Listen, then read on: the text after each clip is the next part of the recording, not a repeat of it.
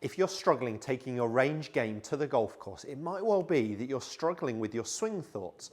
So there is a difference between internal and external swing thoughts, and I'm going to discuss in this short video what's right for you, what's easier to take to the golf course to actually make you play better golf. Check out this video.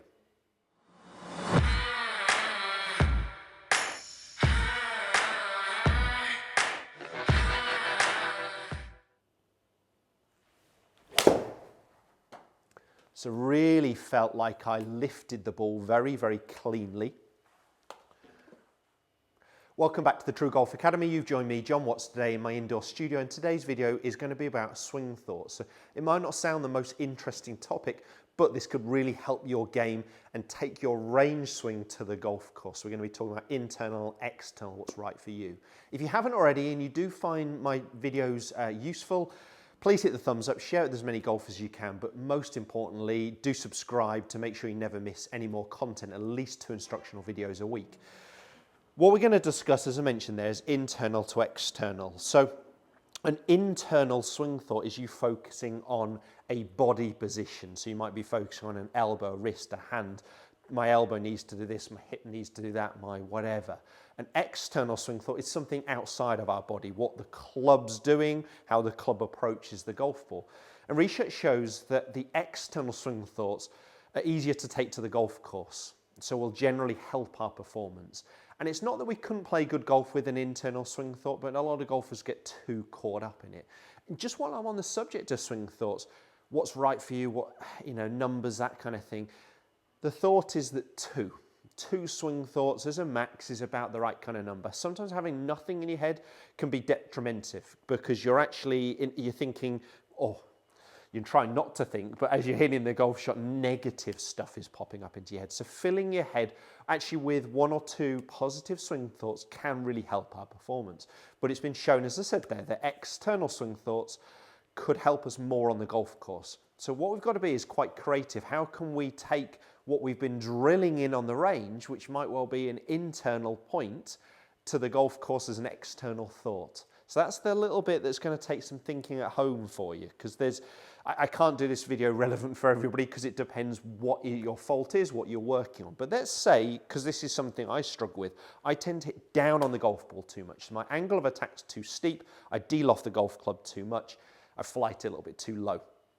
So for me, I almost have to feel like I'm hitting up on the ball to stop me hitting down on it as much. And that can be a good external swing thought for me. So rather than me trying to work on, I'll create more width here, have the elbow out here, I can actually focus on how the club approaches the ball and almost have a picture in my mind that the club is working up on the golf ball, even though in reality it's not.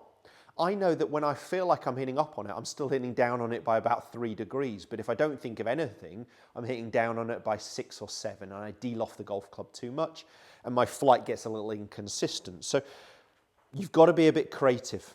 You've got to be a bit creative. How can you take that internal swing thought, how can you change it to an external for on course? It might be that internal's fine for on the range, but you really need your mind to be a little bit clearer when you get to the golf course. I was teaching someone pre-lockdown who gets too narrow on the downswing. So he gets very narrow in here with his arms, gets a lot stuck. Would be great if he had huge rotational speeds, something like a Sergio Garcia, but doesn't. So really struggles from that narrow position. So the feeling for him, the external thought, was as if he was throwing the club, casting the golf club away from him. Now, when we looked on video, that wasn't the case, but it created a bit more width, stopped hitting down as much, stopped the flight being too low. So you've got to be creative, you've got to find what's right for you. But on the course, an external swing thought, so for me, this external swing thought is going to feel, I'm going to imagine the club is striking upwards on the golf ball. I'm imagining it sort of the plane landing or taking off even, moving this way. So striking more up on the golf ball rather than that downward thought. Let me see if I can get that angle of attack no more than about 4 degrees on the way down.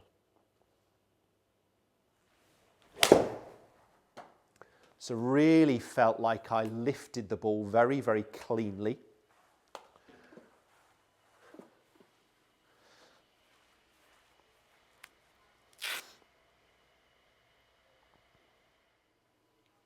So annoyingly there, I'm going to have to hit one more. It didn't come up with the club data. So I have some dots on the head, which my HMT should then pick up and give us some club data. For some reason it didn't.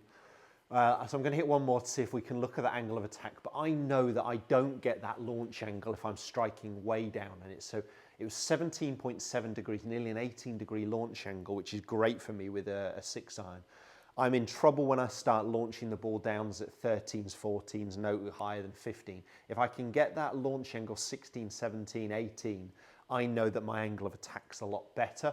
The spin rate was very good, good carry distance, good total distance, but let's see if we can just hit one more and bring up the club data for the angle of attack. As I said, my external swing thought is as if I'm striking up on the golf ball. And it's just to stop me hitting down on it so much. And it might be that my internal thought would be about my trail elbow creating more angle, or my wrist angle, anything along those lines. But the bit that's going to help me on the golf course play better golf is the external thought. So I'm imagining that club is hitting up on the golf ball rather than down.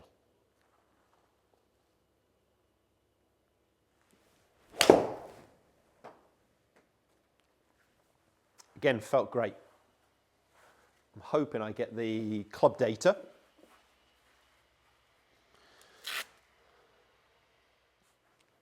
So this is a great example. You can actually see the 2 strikes I did get, even though the last one didn't pull up my club data there. That last one was the red dot, so it's saying it was slightly towards the toe, which is pretty typical for me. But what I'm really happy with here is the angle of attack. I hit down on the ball by 2.5 degrees. It felt to me like I was hitting up on the ball by 10 degrees. And that's, again, a big learning outcome for us, is there is a huge difference between feel and real. I would have sweat blind if I didn't know better that I was striking up on the ball. Clearly not. I hit down on the golf ball there. But great numbers for me. Really, really happy with that. I had the club face too close. The ball went a little left. But apart from that, the angle of attack, the loft, the launch angle, the spin, I'm really happy with. The thought for me, it was an external one, and that can really help on the golf course. So when you're out there next, think about the differences between internal, external, and when you're practicing, have that thought in your head of the difference between feel and real. So often what we think we're doing, we're not in reality. Always check back on video, or utilize launch data if you can to see if your feels are reality. If that video has helped us, make sure, as I said at the start, make sure you hit the thumbs up, share it with as many golfers as you can, and please consider subscribing. Cheers, guys.